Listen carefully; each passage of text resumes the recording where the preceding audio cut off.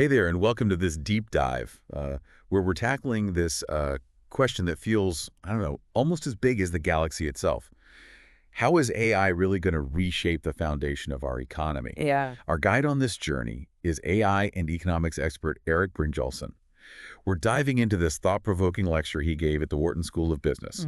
So get ready for some serious aha moments on this one. Yeah, for sure. Okay, so let's unpack this. Brynjolfsson doesn't mince words. He comes right out and calls AI the most important technology of our era, putting it right up there with transformative forces like the steam engine, electricity. And he really paints this picture of AI, not just as like a tool, but as this force that's fundamentally changing how our economy functions. And one of the things I found really helpful is he breaks down AI's evolution into these distinct waves, which I think helps make sense of how we even got to this point. Yeah, and what's so fascinating is how he highlights how each wave represents this fundamental shift in how we actually interact with the machines. So in that first wave, you've got traditional programming. He calls it software 1.0, where we're basically giving robots these super specific instructions. Like, if you see this, then do that. Very rule-based. Right, very like a detailed to-do list. Then comes software 2.0, the era of machine learning. And this is where, things start to get really interesting because instead of programming every single step, we're feeding these machines massive amounts of data, and they're figuring out the patterns and the solutions themselves, and often finding things that we humans totally miss. We don't even see them. Totally. Buckle up, because Brynjolfsson says we are now on the cusp of software 3.0, the age of generative AI. It's wild. Wow. It's mind-blowing. This isn't about AI just analyzing or following instructions anymore. This is about AI creating. Remember that scene in I, Robot where Will Smith's character is joking about robots composing symphonies? What seemed like science fiction is now here. Yeah, it's happening. It's actually happening. AI is composing music, crafting art, even acing those standardized tests like the SAT and GRE, and often outperforming us mere mortals. Right. And I think to really grasp the magnitude of this whole shift, you have to understand Brynjolfsson's point about AI being what he calls a general purpose technology, or GPT. And this isn't just about one industry or task, right? GPTs historically have driven these huge economic transformations. I mean, think about how the steam engine revolutionized manufacturing, or how electricity electrified the world and powered just countless innovations. AI has that same potential, but on this even grander scale because it can impact every single industry. So we're not talking about these incremental changes here. We're talking about a potential seismic shift in how our entire economy operates. Exactly. It's a lot to take in. And all of this rapid progress, all this stuff we're talking about, it's not some magical phenomenon, right?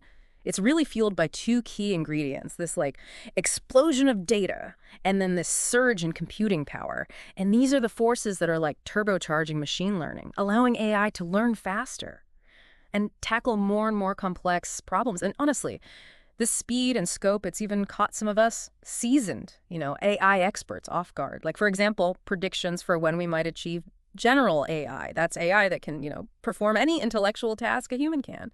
Those predictions have shifted dramatically. Just a couple of years ago, the forecasting platform Metaculus, they predicted that wouldn't happen until 2057. Now, that prediction has jumped a whopping 25 years to 2032. Wow.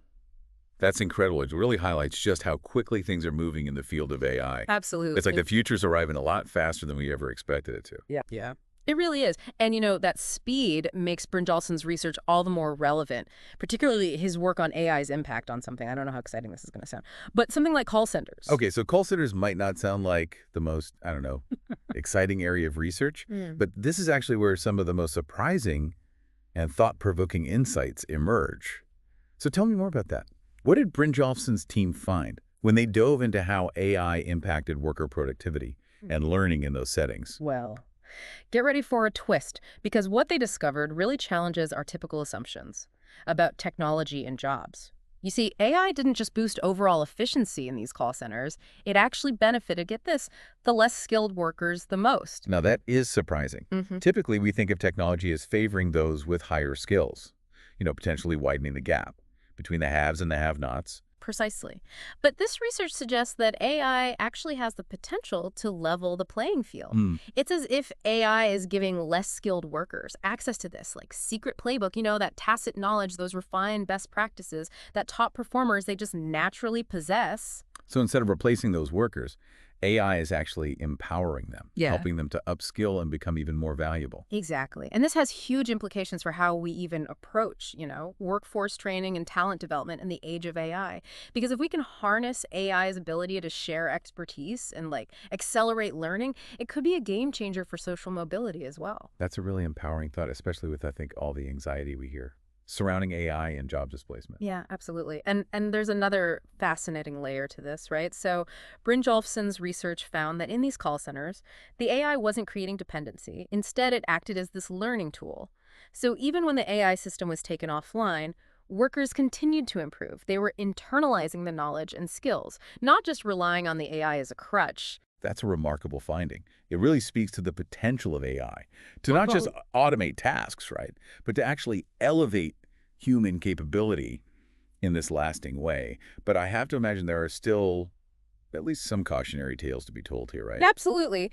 Brynjolfsson is, he's a passionate advocate for AI's potential, but he's also keenly aware of the potential downsides.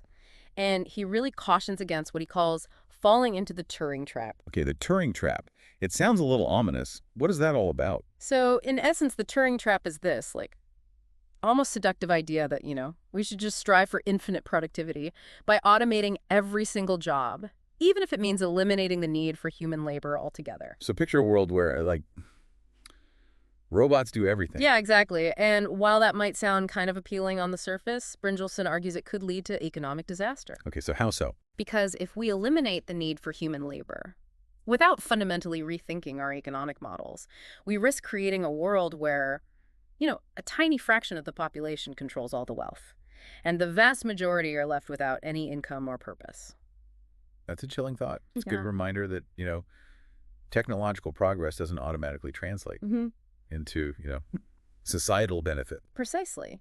And that's why Brynjolfsson really stresses the need to shift our focus. So instead of seeing AI purely as a labor substitute, a way to just automate existing jobs out of existence, we need to start exploring its potential as this powerful complement to human capabilities. So not about replacing humans, but about augmenting what humans can achieve, working in collaboration with AI to solve problems, create things we never could alone. Yes, exactly. And he uses this, the evolution of chess AI, as this kind of cautionary tale to illustrate this point. Okay, so what happened with chess AI? Well, initially, the most successful chess players were actually those who were working in tandem with AI systems. So this human-machine collaboration proved superior to either humans or AI playing alone. But, as AI's capabilities advanced, its understanding of chess just surpassed human comprehension.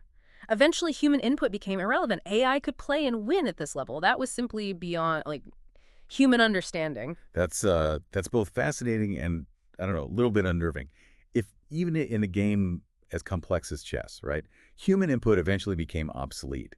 What does that tell us about the future of work in a world where AI is only becoming, increasingly capable? Right. It really raises this crucial question of what happens when AI becomes so advanced that it just surpasses human understanding in most fields. It challenges us to think beyond that, traditional model of human versus machine, and start to really consider this future where the real breakthroughs, the exciting stuff happens through this, human AI collaboration. So instead of trying to compete with AI, we need to figure out how can we best partner with it, each playing to our strengths, which I guess, raises the question then of what does that even look like for humans and AI to truly collaborate, especially as these AI systems, become more complex, their decision-making processes become more and more, I don't know, opaque. Yeah, and that's precisely the kind of question Brynjolfsson wants us to be grappling with. He argues that, this focus on just creating human-like AI that thinks and reasons like us, might actually be kind of a trap. Oh, okay, a trap. How so? Because it really limits our imagination, Yeah. right? And our vision for what AI can be.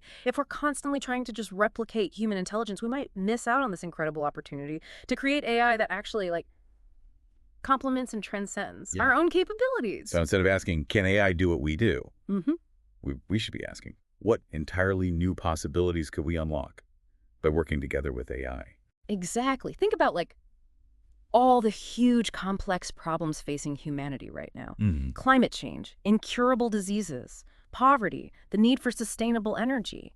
What if AI could help us crack the code on these challenges in ways that, honestly, we can't even fathom right now? It's true. What if instead of replacing, artists and musicians, AI could actually amplify their creativity and lead to these entirely new forms of art and music. That's a much more, I don't know, inspiring and optimistic vision than the usual, like, doom and gloom narrative that we often hear about AI. Right. It's this good reminder that ultimately the future of AI, it's not predetermined, right? It's being shaped by the choices that we're making. Today, And that's what I think makes, Brynjolfsson's work so compelling. He's not just like economic trends. He's issuing this like call to action. He's urging us to be conscious and really deliberate in how we're shaping the trajectory of AI to make sure that it benefits, all of humanity, not just a select few. And on that note, as we kind of wrap up this deep dive into Brynjolfsson's insights, I'm left with this sense of, I think, both awe and responsibility. Awe at, the sheer power and potential of AI, but also this deep sense of responsibility to steer this technology in a direction that benefits, all of society, not just a select few. So it really leaves us all with this question to ponder. If focusing on human-like AI is maybe a trap, what is that more ambitious and inspiring goal for this technology? How can we ensure that AI helps create this future, where prosperity is shared, where human ingenuity is amplified, and everyone has the opportunity to thrive? I think those are questions worth considering. Thanks for joining us on this deep dive. We'll see you next time.